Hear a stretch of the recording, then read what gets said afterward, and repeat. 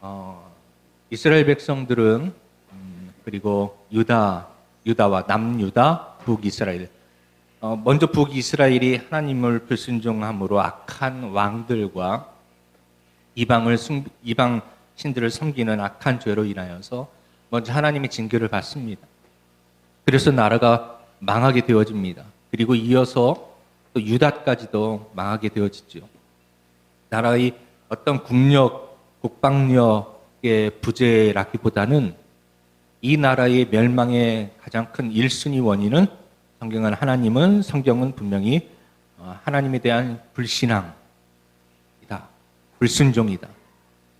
그리고 우상을 섬기는 그 우상의 죄이다. 그것입니다. 하나님의 백성이 하나님의 말씀을 순종하지 않고 하나님 나라의 백성이 다른 이 사단의 이방신에게 축복을 구하는, 그러니 그 나라가 온전할 수가 없는 것입니다. 우리는 대한민국 국민이에요. 그런데 우리가 중국이나 북한의 그런 위원장이나 서기관이나 주석이죠. 그 사람들의 명령을 더 우리가 소중히 여기고 그 사람들의 말을 따라야 된다고 외치면, 국민들이 그렇게 가면 이 나라는 온전히 설 수 없습니다. 이 나라는 무너지게 돼 있어요. 하나님의 나라 이스라엘도 마찬가지예요. 하나님의 나라의 백성인데 하나님 말씀이 아니고 다른 이 이방신들, 우상들이 더 축복해 줄 거라고, 나에게 더 복을 줄 거라고 생각하면서 그들의 말을 더 신뢰하고 따르니 안 무너질 수가 있겠습니까? 결국 그렇게 해서 무너지게 됩니다.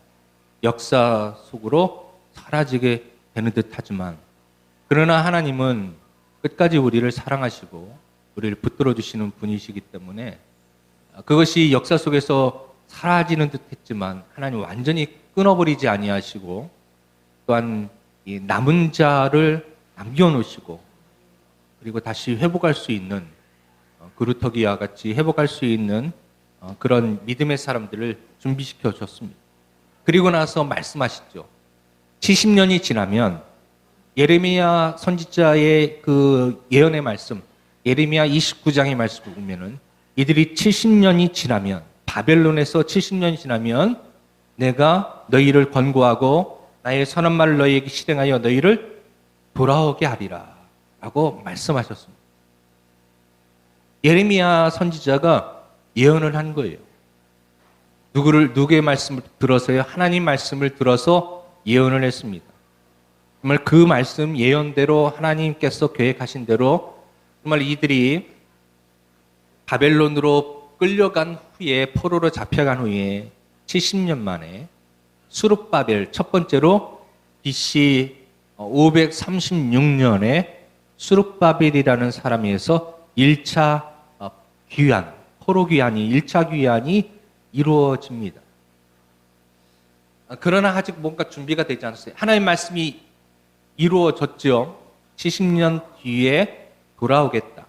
돌아오긴 했습니다만, 그러나 여전히 이 이스라엘 땅에 그런 불순종하는 세력들이 너무나 꽉 가득 차 있었기 때문에 완벽한 그런 회복과 그런 변화가 일어나지 않았습니다. 그리고 나서 다시 80년 후에, 그러니까 나라를 빼앗기고 150년 만에 BC 457년에 2차 귀환을 하게 되어지는데 바로 학사 에스라입니다. 에스라에 의해서 성경 말씀의 가르침이, 이 온 이스라엘의 가르침이 이루어지게 되어집니다. 조금씩 영적인 회복의 기미가 보이게 되어집니다. 그리고 나서 13년 후에 이제 3차로 느헤미야가 예루살렘에 귀환하게 되어집니다. 이렇게 1차, 2차, 3차에 걸쳐서 하나님께서는 하나님의 사람들을 세우시고 이스라엘을 회복하려고 하는 하나님의 약속의 말씀을, 예언의 말씀을 성취하게 되어집니다. 자, 1차 귀환 때 스룹바벨이 와서 했던 건 성전의 재건이었어요. 가장 먼저 그가 했던 것은 바로 하나님께 예비하는 처소인 하나님을 만나고 말씀을 듣는 성전을 재건하는 것이었습니다. 그가 BC 535년에 이것을 시작했어요. 그런데 바로 아까 말한 것처럼 이 우상을 섬기는 자들 그리고 기존의 세력들, 즉 하나님의 성전을 다시 회복한다는 것은 이스라엘의 주권을 회복하는 것과 마찬가지예요. 그런데 그것을 방해, 즉 하나님의 나라가 세워지는 것, 이스라엘의 주권이 회복되는 것을 방해하는 세력들이 있었습니다.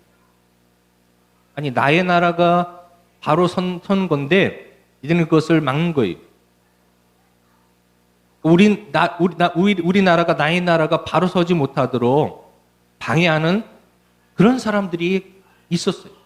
그런 사람들이 이미 모든 어떤 헤게모니를 그 황무지가 되어지고 폐허가 되어지는 무너져버린 이스라엘의 땅에 모든 권력을 붙잡고 있었어요.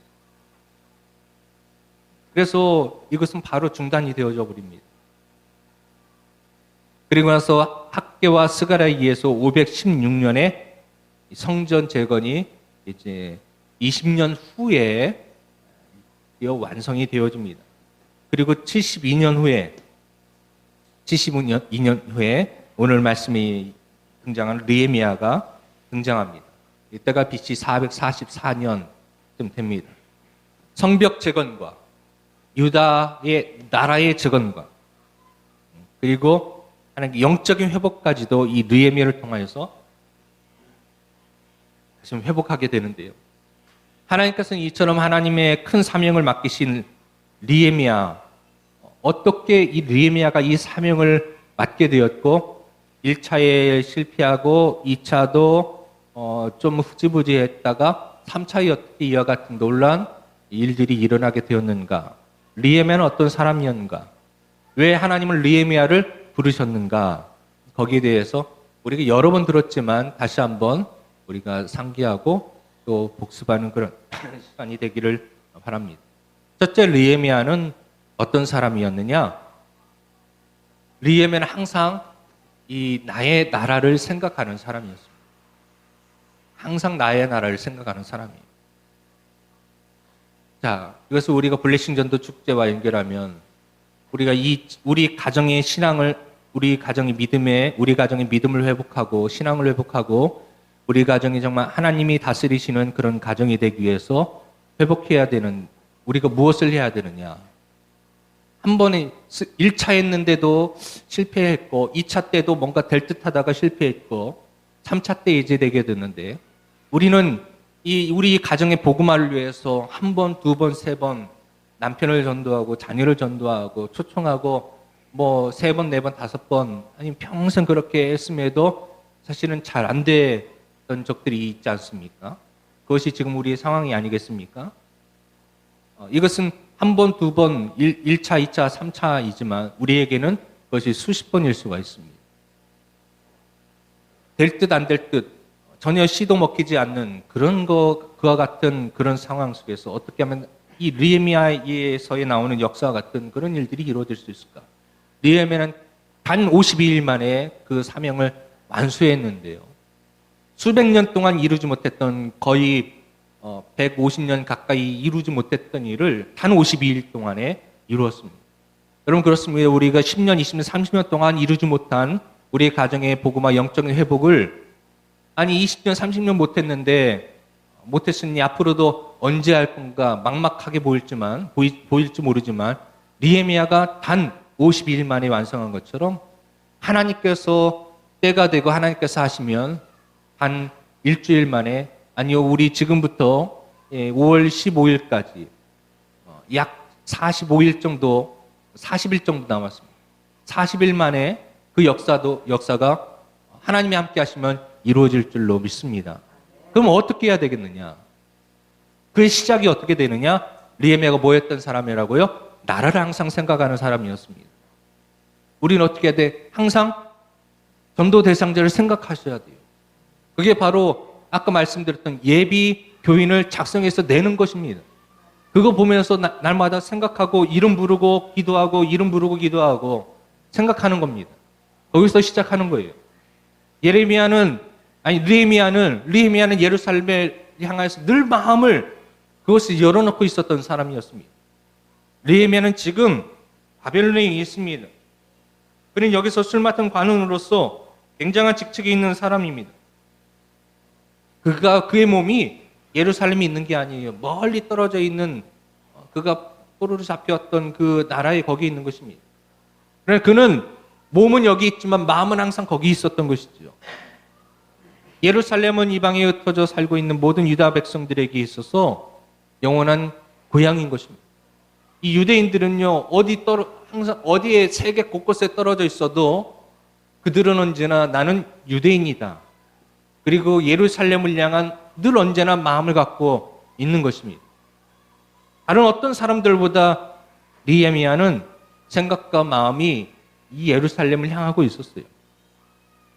우리가 성경에 보면 그런 사람이 또 나오죠. 다니엘입니다. 다니엘이 어떻게 했죠? 하루에 3번 예루살렘을 향하여서 창문을 열고 기도했습니다. 느헤미야도 이 바사 왕국의 술관원으로 왕의 측근이었으나 그가 그 나라의 왕의 측근이었으니 그가 괜찮게 살았죠. 괜찮은 권력이 있죠. 왕의 인정도 받았죠. 술관원이라는 것은 왕이 가장 신뢰할 수 있는 사람 중에 사람이에요.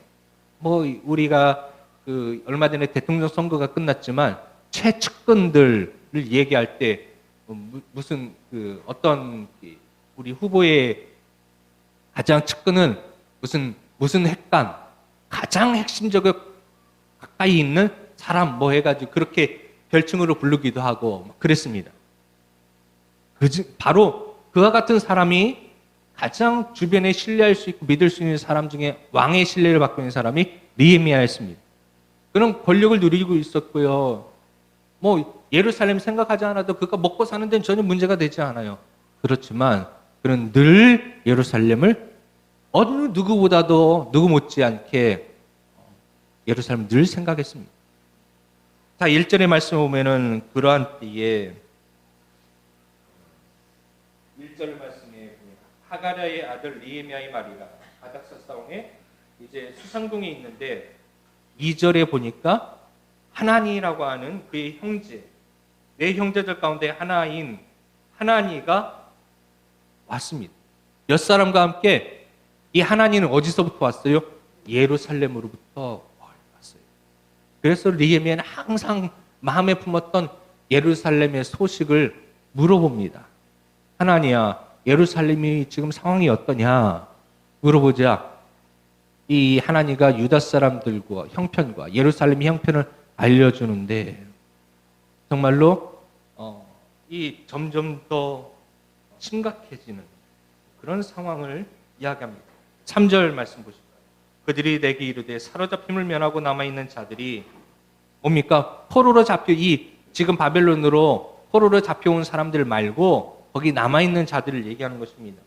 그들이 그 지방 거기에서 큰 환난을 당하고 예루살렘에 남아있지만은 거기 있는 사람들이 환난을 어려움을 당한다는 것이 계속해서 나라도 빼앗기고 똑똑한 사람들도 다 포로로 잡혀가고 그리고 이 전쟁의 난리통 속에 그들의 웬만한 귀중품들, 금은 보석들, 돈이 될 만한 것들 다 빼앗기고 먹을 것도 없고 그리고 이 나라를 빼앗긴 민족으로서 능욕을 받고 성은 허물어져서 완전히 국방력이 사라지고 스스로 자기를 지킬 만한 힘은 없어지고 성문들은 불탔다. 그러니까 적의 침략을 전혀 막을 수 있는 상황이 아니에요. 그냥 두 손 두 발 다 놓고 그냥 눈 뜨고 다 그냥 당하는 거예요. 능욕을 당하는 겁니다. 그리고 주변에 이 예루살렘 주변에 언제나 호시탐탐 누리고 있는 그런 세력들, 약탈자들 그들에 의해서 없는 것, 그나마 없는 것 그것마저 빼앗겨 버립니다. 먹고 살기 위해서 농사를 지으면 우리가 한참 농촌에서 가을철에 추수하고 나면 그래서 뭔가 말리려고 길가에 이렇게 쭉 펼쳐놓고 혹시 이렇게 말리면은 그 다음날 사라져 버려요. 저녁에 와가지고 도둑들이 그냥 그것에 다 트럭에다 실어가지고 다 가져가 버리는 것입니다. 1년 농사를 완전히 망치고 얼마나 좌절합니까? 선술 방법이 없어요. 근데 예루살렘이 그런 거예요. 먹고 살 것도 없고 다 망해지고 능욕을 당하고. 느헤미야가 지금 하나님에게 질문하는 것은 그냥 의례적인 질문이 아닙니다. 그런 예루살렘에 대한 그 동족의 조국애가 너무나 간절했습니다. 늘 그런 몸은 여기 바사 왕국의 술관원이지만 아다사스다 왕의 옆에 이 수산궁에 있지만 그러나 늘 느헤미야는 예루살렘을 생각했습니다. 여러분들 우리는 전도 대상자를 생각해야 됩니다. 일을 해도 어디를 나가도 무엇을 하든지 우리의 기도 시간에 그 영혼을 생각해야 됩니다. 단순히 그냥 기도하는 게 아니고 정말 간절히 기도해야 됩니다. 히브리 민족의 특징은요, 그들이 어디 살든지 나는 히브리 민족이다라는 그런 마인드가 있습니다. 이 정신은요, 2000년 동안 계속 이어졌어요. 2000년 이상 이어졌습니다. 그래서 2000년 만에 이 이스라엘이라는 나라가 다시 역사 속에 등장하지 않았습니까? 이런 일이 있었던 나라는 없어요. 없어졌다가 완전히 사라졌다가 다시 회복한 나라가 없는 것이에요. 정말 유일무이한 그런 정말 기적의 나라가 이스라엘이라는 나라예요. 그런 민족입니다. 두 번째 느헤미야가 무엇을 생각했느냐? 동족의 참상을 듣고 식음을 전폐하고 슬퍼했습니다. 그냥 소식을 듣고 그렇구나, 참 안타깝네, 이게 아니에요. 그런요, 이 이야기를 듣고 너무나 처참한 그 현실의 모습을 듣고 그는 식음을 전폐하고 정말 진심으로 내가 당한 것처럼 슬퍼했던 거죠. 마치 주님께서 우리의 이 아픔을 체휼하신 것, 우리의 아픔을 감당하신 것처럼 같이 느끼신 것처럼, 그래서 우리가 이 지옥에 가는 그 고통, 그것을 주님께서 친히 십자가에서 그것을 체험하시면서 짊어지시면서 우리가 더 이상 고통을 당하지 않고 고난을 당하지 않고 멸망당하지 않도록, 그리고 사단에게 조롱당하지 않도록 친히 주님께서 이 땅에 내려오셔서 만왕의 왕이시고 그 존귀하신 영광 받으시기 합당하신 하나님께서, 하나님의 아들 예수님께서, 하나님 본체인 주님께서 이 인간의 몸을 입고 마곡간으로 그리고 십자가에 그 골고다 언덕길에 온갖 모욕을 당하시며 죽으신 것처럼 느헤미야가 바로 그와 같이 그 주님의 마음처럼 느헤미야는 그렇게 민족을 향한 마음을 가졌던 것입니다. 여러분, 우리의 전도 대상자들, 그들에게도 아픔이 있지요. 그들이 고민하는 게 있지요. 그들에게 정말 힘든 상처와 슬픔과 고통과 부르짖음과 애통함이 있지요. 그것을 우리가 들어야 됩니다. 그래서 기도하시면서 찾아가셔서 힘든 일이 없으십니까? 제가 기도의 일이 없습니까? 집안의 경제는 어떻습니까? 몸은 어떻습니까? 자녀들은 어떻습니까? 풀리지 않는 문제가 있습니까? 제가 기도해 드리겠습니다. 그럼 예수님 믿지 않는 사람들도요, 교회 나오세요라고 하면은 조금 부담 같지만 기도해 드리겠습니다 하면 싫어하는 사람은 거의 없어요. 제가 기도하겠습니다. 우리가 아는 그 고구마 전도한 김기동 이제 목사님 오래전에 목사님 되셨는데, 그분 전도하는 게 기도하겠습니다. 갈 때마다 기도하겠습니다. 교회 나와서 하면 벌쩍 뛰는 사람도 기도하겠습니다. 이렇게 하니까 어느 날 그냥 내가 먼저 얘기하지 않았는데도 어떤 사람이 제가 저희 집에 이런 일이 있는데 기도를 부탁해도 될까요? 이렇게 먼저 얘기하더라는 것이에요. 그 사람은 이제 익은 고구마죠. 복음을 들을 준비가 된 것이죠. 그래서 우리가 그 마음을 가지고 소식을 들어야 그 마음으로 기도하지 않겠습니까? 그래서 여러분, 전도 대상자들에게 흥미나는 대로 전화도 하시고 그들의 소식을 들으시고 기도할 제목이 있는지 여쭤보시고 같이, 그래서 기회가 되면 정말 하나님 앞에 간절히 기도하고 성령께 하나님, 내 입술이 우둔합니다. 그러나 말할 바를 지혜를 주시옵소서. 주님께서 주시는 그 시간을 분별하고 찾아서 하나님 지혜를 주십시오 해서 찾아가서 두 손을 붙잡고 그 사람의 마음의 아픔과 기도의 제목을 가지고 이렇게 제가 기도해 드려도 될까요? 그렇다고 뭐 성령이 인도하시는 대로 하시겠지만 우리 지혜롭게 또 할 필요도 있어요. 그래서 막 처음부터 붙잡자마자 막 1시간씩만 하지 마시고 하나님 지혜를 주시는 대로 지혜롭게 1차, 2차, 3차에 걸쳐서 그렇게 기도 그 손을 잡고 기도할 필요가 있습니다. 예루살렘 성이 회파되고 환난을 당하고 능욕을 받는다. 그 소리 듣고 이 느헤미야는 너무 마음이 아팠습니다.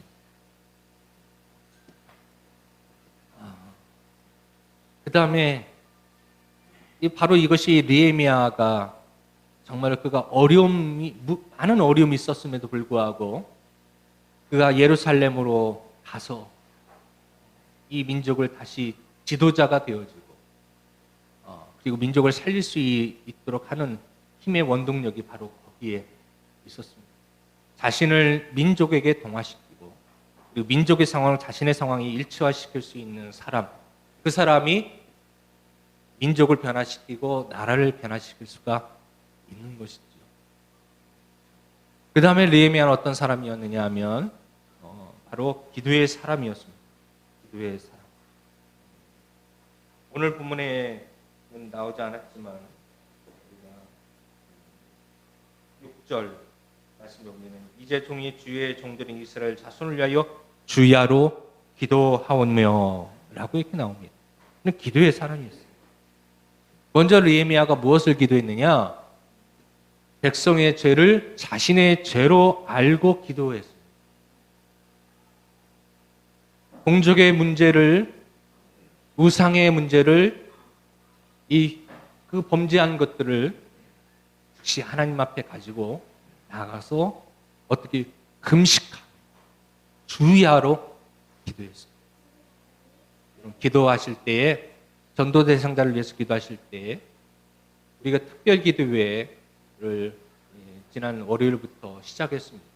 특별 기도회에도 열심히 참석하실 뿐만 아니라 나름대로 여러분께서 금식 기도도 한번 작정해 보시고 철야 기도도 한번 작정하시고 1년에 후반기에는 모르겠습니다만 어쨌든 우리 교회는 1년에 한 번 전반기에 있는데 1년에 한 번 정도는 영혼 구원을 위해서 우리가 한번 금식도 하고 철야 기도도 하고 작정 기도도 하고 그와 같은 열정과 헌신이 우리에게 있어야 합니다. 그런데 느헤미야가 기도하는데 여기서 우리가 주목해야 될 것은 방금 말씀드린 것처럼 동족의 죄를 사실은 타인의 죄죠. 그 죄를 자신의 죄로 전가해서 하나님께 회개해야겠다는 거죠. 나라가 망하고 민족은 노예가 되어 흩어졌으며 고국에 남아있는 동족들도 도처에서 치욕을 당하며 사는 이 모든 원인이 어디에 있다고 하는 거예요? 하나님의 계명을 율례를 규례를 지키지 않는 불신앙 때문에 그 죄 때문에 이렇게 되었다라고 그가 고백하는 것입니다. 그 죄를 자신이 가지고 기도하는 거예요. 전도 대상자에게 당하는 그 어려움과 아픔과 그런 힘든 것들이 꼭 다 그런 건 아니지만 하나님을 만나도록 하나님께서 깨닫도록 하시기 위해서 그들의 불신앙과 그들의 하나님 말씀을 무시하고 하나님의 성령을 망령되이 여기면서 했던 주님을 그리스도로 모시지 않은 즉 사단을 따르고 죄악을 따랐던 자신의 욕심을 따라 살았던 그와 같은 것들 바로 그 죄 때문인 것을 같이 함께 아파하며 자기의 죄로 전가하며 하나님 앞에 회개해야 하는 것입니다. 바로 그게 주님의 마음이에요. 주님의 마음을 가질 때에 우리는 민족을 변화시킬 수 있고 한 영혼을 변화시킬 수가 있습니다. 두 번째 무엇을 기도했느냐면요. 이제는 민족의 재건을 위해서 기도했습니다. 회개의 기도를 하고 그 다음에는 민족의 재건을 위한 기도를 했습니다. 하나님 앞에 고국 백성들을 위해서 기도할 때 민족의 재건의 임무를 이 아작사스다 왕을 통하여서 자신에게 허락하도록 그 은혜, 그것을 은혜라고 얘기해요. 그런 은혜를 주십시오. 하나님, 민족 재건을 하는데 다른 사람이 아니라 제가 그 일을 할 수 있도록 해주세요. 이것이 은혜입니다. 라고 얘기했어요.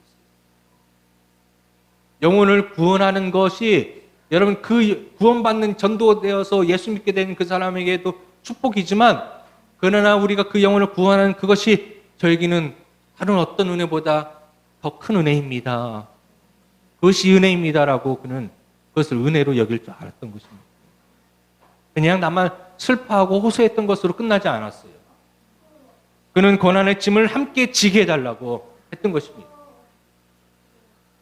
예루살렘 간다는 것은요, 그는 화려하고 편안한 그리고 푸짐한 음식들을 포기한다는 거예요. 수산궁에 있으면 그는 기름진 맛있는 음식을 먹을 수가 있어요. 멋진 옷을 입을 수 있어요. 그리고 그 신하로부터 대접받을 수 있어요. 늘 항상 그는 좋은 차를, 예를 들면 좋은 차 타고 다닐 수 있고요. 맛있는 거 먹을 수 있어요. 그러나 예루살렘 오면 먹을 거 없어요. 아무도 그를 인정해 주지 않아요. 방해를 받아요. 잠자리도 불편해요. 그러나 그는 민족의 재건을 위한 그 마음을 가지고 주님 앞에 기도합니다. 그리고 그것을 견딜 수가 있는 것이죠. 예레미야는 이처럼 생각했고 기도했고 그리고 행동하는 사람이었습니다. 기도에서 끝나지 않고요. 생각에서 끝나지 않고 행동했습니다. 아닥사스다 왕으로부터 허락을 받습니다. 그리고 물질도 재물도 아닥사스다 왕으로부터요. 충분히 지원을 받습니다. 여러분 어떻게 이렇게 지원을 받을 수 있었을까요? 느헤미야가 그만큼 성실했고 신뢰할 수 있었고 인정받았기 때문입니다. 만약에 느헤미야가 인정받지 못했다면은 그는요 배신자로 쿠데타 배신자라고 조금이라도 그런 이야기가 나오면 느헤미야는 죽을 수 있어요. 왜냐하면 예레미야를 갔을 때 우리가 알다시피 느헤미야가 예루살렘 성벽을 재건하잖아요. 성벽을 재건한다는 것은 나라를 다시 회복한다는 그 의미와도 같은 것이에요. 싸우기 위한 준비와도 같은 것이에요. 총과 칼을 들고 이 휴전선을 지키기 위해서 군대를 세운 것과 같은 거예요. 아닥사스다 왕의 입장에서 혹시라도 누가 잘못 거짓말을 하고 참소해가지고 그러면 너 이 나라를 배신하고 너의 나라에 네가 왕이 되어서 너의 나라를 독립시켜서 네가 왕이 되고 나의 대적자가 되려고 하는 거 혹시 아니야? 라고 만약에 아닥사스다 왕이 조금이라도 의심이 들었다면 목숨 부지할 수 없는 거예요. 그런 의심 전혀 하지 않았습니다. 그만큼 신뢰할 수 있는 사람이었고 그가 그동안에 성실했다는 사람이라는 것을 우리가 알 수 있습니다. 자, 오늘도 느헤미야 처음 시작이었는데 우리가 늘 전도 대상자를 생각하고 그를 위해 기도하되 그의 마음을 그 형편을 깨닫고 정말로 하나가 되어서 주님의 마음으로 기도하고 행동하는 저와 여러분 되시기를 주님의 이름으로 축원합니다. 아멘.